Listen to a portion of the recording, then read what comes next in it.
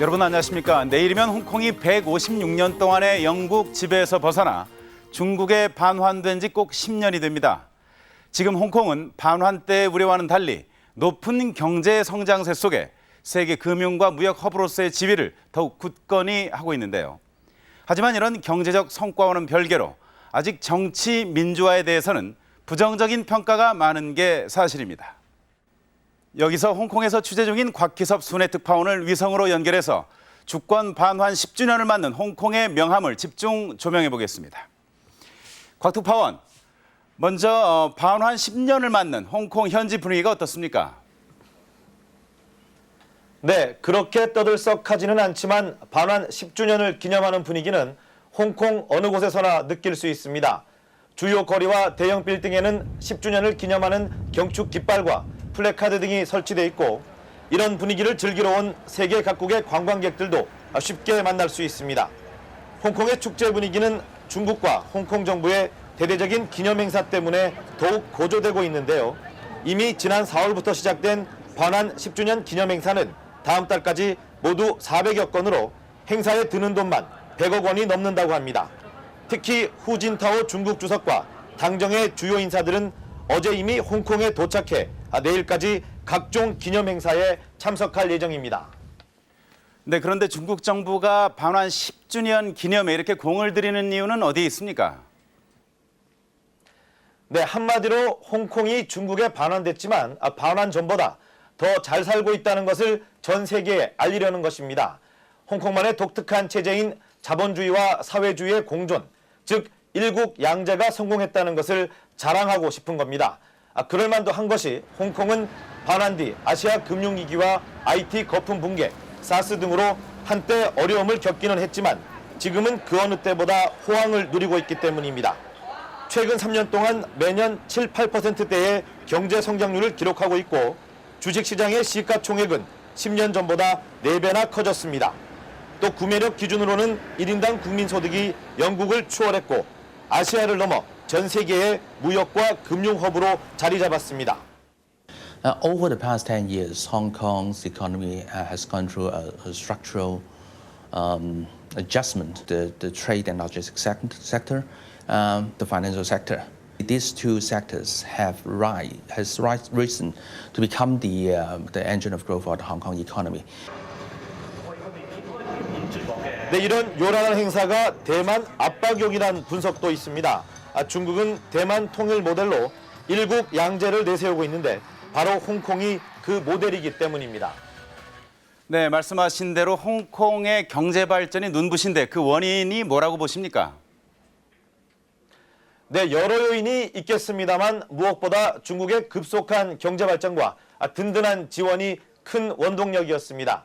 지난 2003년 사스 등으로 홍콩 경제가 위기일 때 중국은 일반인의 홍콩 관광을 허가했고 경제협정을 맺어 중국 본토로 수출되는 홍콩 제품에 대해 무관세 혜택을 줬습니다. 특히 중국 기업들의 홍콩 증시 상장은 홍콩이 누린 가장 큰 혜택이었는데요. 반환 전 83개에 불과했던 중국 기업이 지금은 300여 개로 늘어나면서 시가총액의 절반, 전체 거래액의 60%를 차지하고 있습니다. Large number of Chinese enterprises coming to Hong Kong to get listed, selling their shares to not only Hong Kong investors but investors from all over the world. 또 최근 중국은 대륙 밖에서는 최초로 홍콩에서 위안화 채권 발행을 허용하는 등 홍콩 경제 발전에 든든한 버팀목이 되고 있습니다. 네, 경제는 그렇고 정치의 민주화는 얼마나 진전되고 있습니까? 네, 경제 발전에 비해 정치는 아직 제자리 걸음입니다. 일국 양제와 함께 홍콩 자치의 기본 이념은 항인 치항, 즉 홍콩 사람이 홍콩을 지배한다는 것입니다. 핵심은 1인 1표의 보통선거로 홍콩 행정수반인 행정장관과 의회인 입법회 의원을 모두 홍콩 주민이 직접 뽑는 것입니다. 그러나 현재 행정장관은 친중국계가 주축인 800명 규모의 선거위원회가 뽑고 있고 입법의원도 절반은 간선입니다. Under the Basic Law of Hong Kong, there is provision for achieving universal suffrage as the ultimate goal. But of course, the process of taking constitutional reform further. 법을 개정하기 위해서는 중국 전국인민대표대회 상무위원회에 비준이 있어야 하는데 중국 정부는 최근 직선제 요구에 대해 분명한 거부 입장을 밝혔습니다. 香港特别区政府高度自治权来源于中央的授权。 이렇게 중국 정부가 홍콩의 민주화 요구에 대해 강한 거부 반응을 보이는 것은 홍콩의 민주화가 자칫 중국 본토에까지 영향을 미칠 수도 있다는 우려 때문인 것으로 보입니다. 하지만 홍콩의 민주화 요구는 계속되고 있습니다.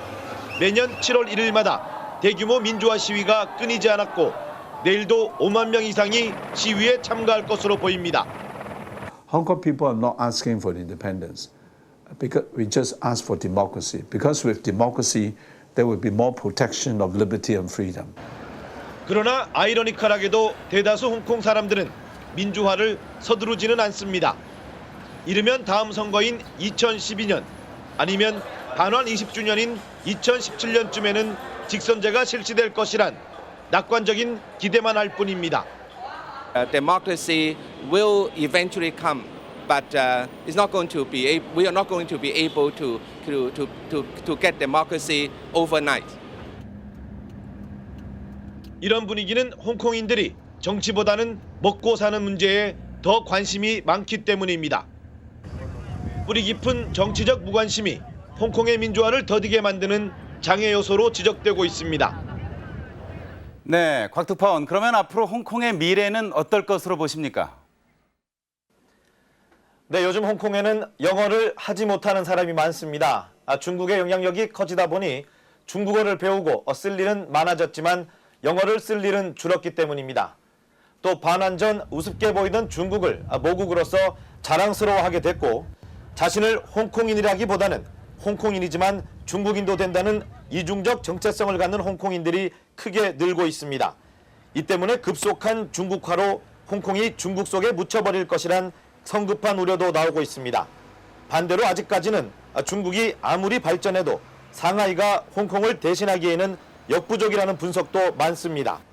하지만 중국 의존형 경제 구조, 더디기만 한 민주화, 극심한 빈부격차 등 홍콩이 안고 있는 과제들을 해결하지 못한다면 홍콩의 미래는 어두울 수밖에 없을 것으로 보입니다. 지금까지 홍콩에서 전해드렸습니다.